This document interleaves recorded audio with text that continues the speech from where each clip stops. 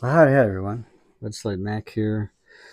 Just thought I'd put out a sort of quick sort of crap rap about a interaction that I had with Jeremy from Color Up recently. Now, I have a ton of respect for Jeremy. He has been doing YouTube videos very successfully, and he's a very successful YouTube um, craps video person. I guess you call that an influencer. I don't know what you call that. I certainly am not. I've got about 500 plus people who have subscribed to my channel, and if I put out a video, I'm lucky if I get 100 hits or views, whereas Jeremy gets a ton of them. Now, uh, again, I respect Jeremy and what he's done for YouTube, craps content and awareness and all of that stuff. He's really been very instrumental in building that whole YouTube craps thing. But he is a skeptic on dice influence. And he put out a video just, fairly recently. It was last week. Right now it's the 2nd of August 2024. So that was, maybe it was the beginning of this week, where he was commenting on somebody else's video of a live casino session with a quote DI or dice influencer tossing the dice. And he was, showing where the dice landed and so on and so forth, and where they came back. And he was commenting on the well, not the effectiveness of the tosses, but he was commenting on the tosses. Like it landed here, and then it rolled around here. It was not a tight pattern, so on and so forth. And I don't think he was really trying to be critical. He was just trying to just give a play-by-play. I don't know who the DI guy was. I think I don't remember his handle. But in watching the entire thing, it seemed to me that the gentleman that was tossing the dice from a DI perspective had a good understanding of what that meant and what he was trying to achieve. And he was doing what any DI tries to achieve, which is using a preset. This is a preset, and launching them to the back wall in a repetitive, controlled manner, like that, and hoping that the preset and the controlled toss would result in a minimal amount of movement of the dice and a positive non-7 result. So I just threw, and I got a 5 result. Okay. So, Jeremy was going on, and I think he did a very good play-by-play description. It was a long video, which is interesting because that indicates that the shooter had a long toss. When I looked at the end of it, he had a couple of shorter tosses, and then his longest one was it was plus 10. I think it was close to 15 tosses before he threw the final 7 out, which is excellent. That's just what you want. I mean, that's what you want. You want to throw something more than 6 times, because that's probability. If you're attempting and consider yourself to be throwing dice in a influenced or controlled manner. Here's the thing. I mean, Jeremy and I got into a little bit of back and forth in the comments section on this, and I appreciate and respect everything Jeremy said, but I don't think he's really understanding. And I'd like to clarify this a little bit in this video, and maybe he'll watch it, maybe he won't. And to be honest with you, it'd be interesting if he did, and I'd love to hear the comments. But if he doesn't, okay, that's fine. But I think what he's missing I think he agrees that some people can do it, or some people have a way of that their rolls are maybe a bit longer, and so forth. And there's some. I think he will get him to agree that there's some validity to the concept. But the pushback I got from him from the comments I put in there, which is just that basically that a shooter, if they preset the dice and focus on a controlled repetitive mechanics to get the dice to the end of the table, can gain an edge. His pushback was, well, okay, maybe I'm wrong, Jeremy, and correct me if I'm wrong, but if I misunderstood. But your pushback, I thought, was, well, if that's the case, then if it's so real, why aren't there people being just barred from the table from doing it? And why aren't there $1 million winners with dice setting or dice influence, dice control? You know, the whole concept, you know, whatever the F you want to call it. And so we went back and forth a little bit. So here's from my 40 or 50 some odd people who listen to my video, here's my take on that concept. Yes. Well, you know, Jeremy, or not, I don't want to be personal. So for the skeptic, that if this was real, people would be making millions of dollars off banning from casinos. It is real, but it's not guaranteed. Okay, it's not guaranteed. And I think folks look at that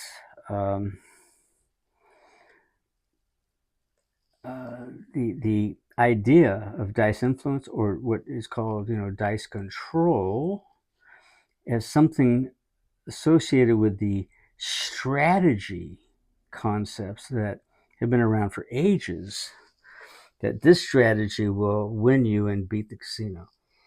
Okay, dice control is not a strategy. It's a skill. It's a method of tossing the dice in the game of craps, utilizing a preset that happens to be a preset just the way it came back, utilizing a preset in a controlled, mechanical way to get the dice to the other end of the table. That can be this way. It can be this way. It can be this way. There's a variety of ways of taking that preset and delivering it to the other end of the table. There's stacked. You know, there's lots of ways of doing it. But it is different from a strategy, because a strategy is trying to figure out the best mathematical way to beat the random probability of the results. When you're doing this, a mechanical, the shooter now is taking some influence over the result by the way they position the dice and deliver them. That now becomes a skill. Now, with any skill, it's not always going to be, there's no perfection. You can do the best you can to get as good as you can with the skill, but you can never perfect it. Just like you can never perfect a strategy. A strategy in the game of craps is all based upon, again, the randomness of, no matter how well you throw these dice, the randomness of the appearance of certain numbers, right? So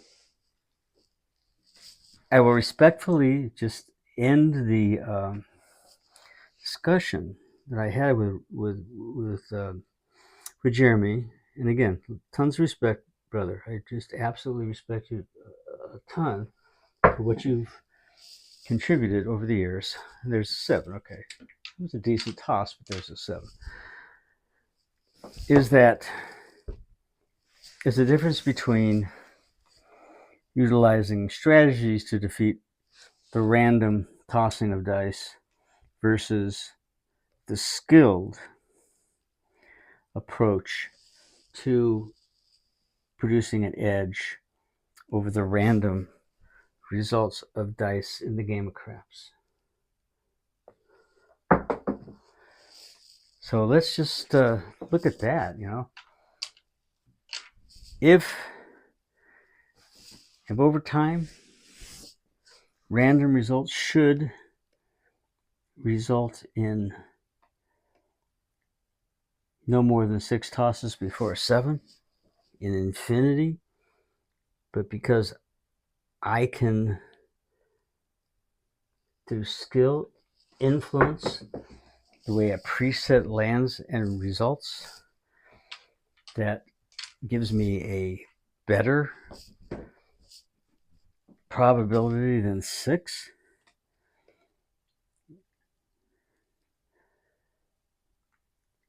And then apply that to whatever strategy you might want to throw out there, whatever that strategy might be. You have, add another element. And the fact that there aren't, people being banned constantly for, or I'll just be more polite. That there aren't people being banned for being dice controllers. Oh my God, you can't do that. They tried that for a while, and they began to realize, you just alienated a bunch of people. And the fact of the matter is, most folks are not good enough at it to really do anything more than create an occasional variant where the house loses some money. But ultimately, the house will win. And the house knows that. They've figured that out over time. So I think they've come to the point where they just don't give a shit whether people, do what I'm doing right now. Set the dice, pick them up in a consistent manner, throw them in a consistent manner, and maybe more than 6 times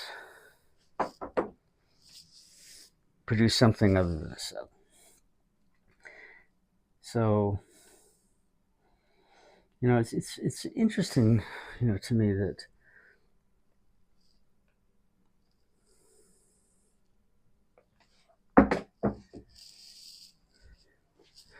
people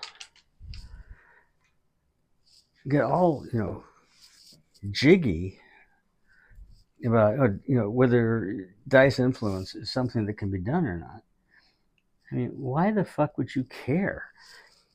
It's like, unless it's something, unless your strategy systems don't work and you just don't, I don't know. I mean, I don't get that.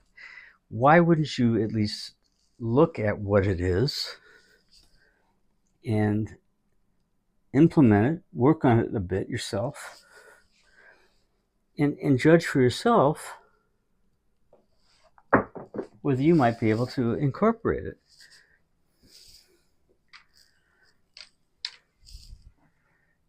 In fact, that's kind of the way I ended my conversation with Jeremy. And again, brother, if you watch this, and I really sincerely hope you do. Probably you won't though, but if you do, I really do sincerely hope, because you have everything you need. You have a practice table. You have chips.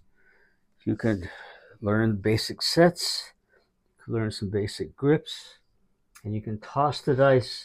You could track number of tosses. There's a 7. You could track number of tosses and how many 7s occur and so on and so forth. And I would bet that somebody watching this video could track the number of times I've tosses, the number of numbers that I've thrown, the number of 7s I've thrown, and probably come up with some sort of conclusion that this really works or it doesn't. A huge part of it is concentration. Just like imagine a champion golfer or a pro quarterback in a critical situation, putting through his head the various combinations of a play they've called, and the audibles that he may or she, that they may politically correct bullshit that they may call, based on the situation and stuff. And that's really a lot of what it is. It's really a lot of what it is. And it makes the game, for me, it makes the game a lot more interesting. I want the dice. I want to be a part of the result. I want to make money for myself and the other players at the table.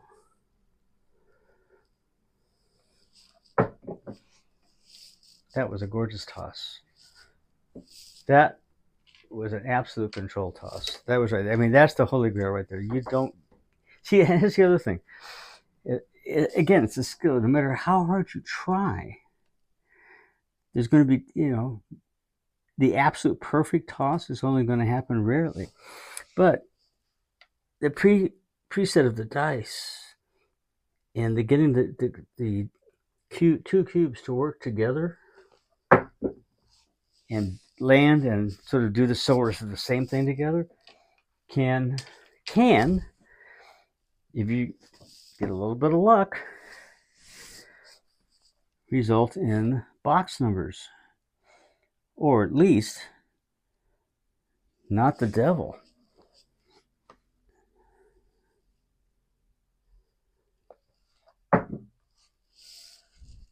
There's a 10.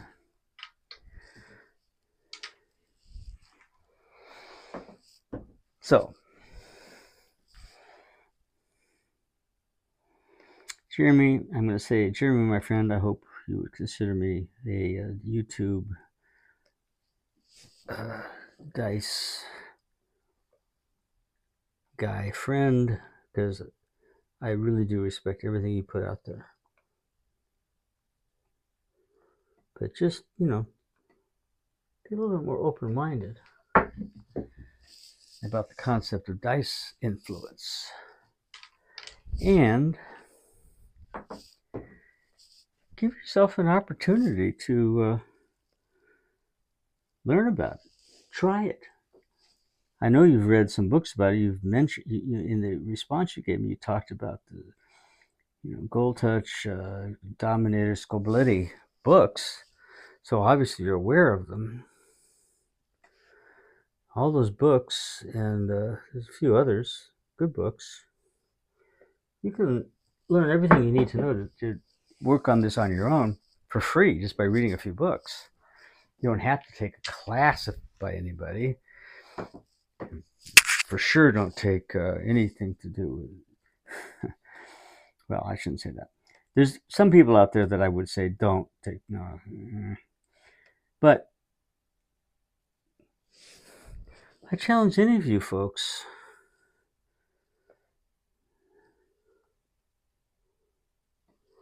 to think dice influence is baloney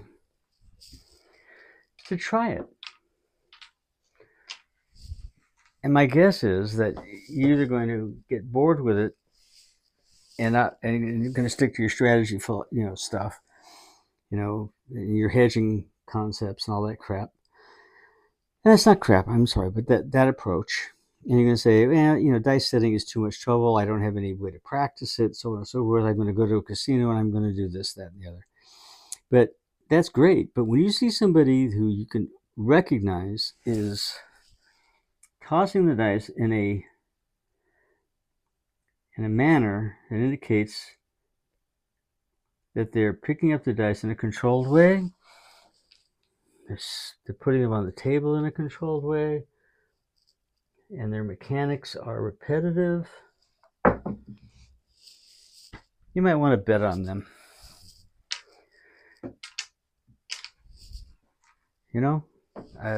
There's maybe just a little bit more to it than that. That's all I can say. Okay, there's a 10. And, there's going to be people who do that. Just pick them up and do that.